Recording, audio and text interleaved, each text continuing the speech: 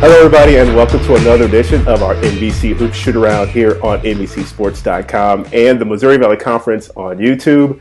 As always, I'm joined by our NBC basketball analyst, former Missouri Valley Conference Player of the Year and Academic All-American, Adam Immenecker. Adam, how's it going this week?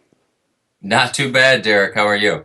I'm doing good. You know, we're almost to the halfway part of the conference schedule. Less than 50 days from the conference tournament. So obviously there's a lot to do in a short amount of time, but we look at the standings right off of it, and Wichita State and Northern Iowa obviously are leading the pack in the men's basketball side of things.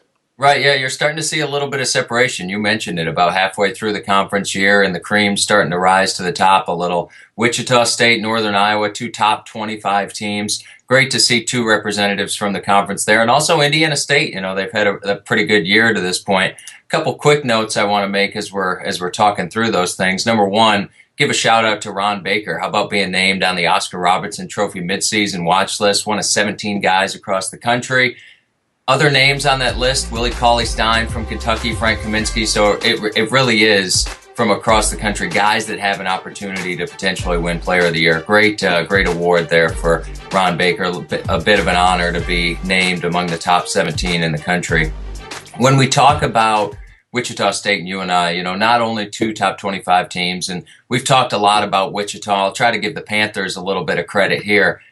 You look at a guy like Seth Tuttle.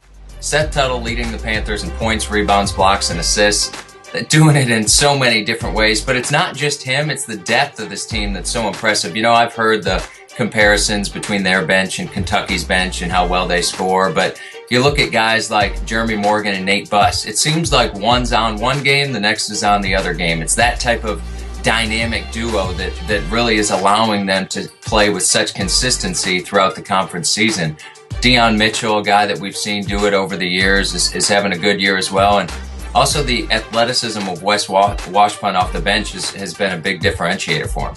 Yeah, now I also want to encourage folks. Northern Iowa's been doing an all-access package this year where they've been following the team around since the start of the season. They took cameras with them on their trip to Cancun and been mic'd up. Pretty interesting stuff. You can see that stuff on UNIPanthers.com, and they're also been posting that on YouTube. So give you an inside look of the UNI Panthers team this season.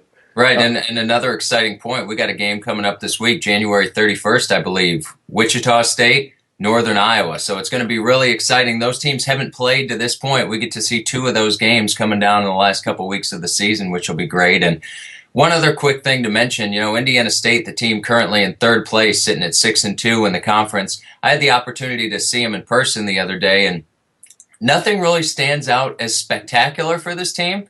But I mean that as a compliment. This team is playing really, really solid basketball. To get to 6-2, they've really come together as a group. You know, you got Devontae Brown, who's really stepped up. He's coming off a couple big games and can score in bunches. But what Indiana State does is they don't lose games. You have to beat them. So you have to earn any time you're going to step on the floor and get a W against this team. And they've just beaten teams down and battered them so that by the end, as long as they have a chance in the last couple minutes, Coach Greg Lansing's happy, and he's done a great job. The other thing I want to mention that they do a little differently, they have this high-low combination. I call them the bearded brethren. Justin and Jake Kitchell have done a really good job making that high-low pass, and both those guys have had pretty big games. Absolutely. Indiana State also been really successful once they flipped into the conference season. So it'll be interesting to see how things play out for the Sycamores as we go down the stretch here in conference play. Finally, the Drake Bulldogs. We don't get a chance to talk a lot about Ray Giacoletti's squad up there. Finally got their first conference win under their belt. What's going to be the key for the Bulldogs as we continue in the conference play? Yeah, you know, it was a big win to be able to beat Indiana State at home. And, you know, it's interesting. It's a really young team, a lot of freshmen, and they've had times where they have not played well at all. Like at Missouri State, at Illinois State, the team gets blown out. But they've started to bring it together a little bit. You know, when they play with a purpose on the offensive end, they did it against Wichita State at home. They did it against Loyola on the road. They did it against Illinois State at home and obviously beat the Indiana State Sycamores. The young guys are starting to figure out how to play with one another. They're starting to understand when to attack, when to maybe hold back a little bit. So it's nice to see the progression just like it is for any young team. Absolutely. it'll be interesting to see what happens with them and the rest of the league. Obviously, that we talked about that big matchup, Wichita State, you and I. If the rankings hold into this coming week, we'll see what happens. It could be the first time, I believe, since the '80s when we've had two top 25 teams in the Missouri Valley Conference meet in regular season play. So we'll see what the rankings look like this Monday, but it'll be a big one coming up. Adam, thanks so much again for your insight. Look forward to talking to you again real soon, sir. Thanks, Derek. Have a good one. All right, this has been the NBC Hoop Shootaround. Thanks so much for joining us, and we'll look forward to talking to everyone next time.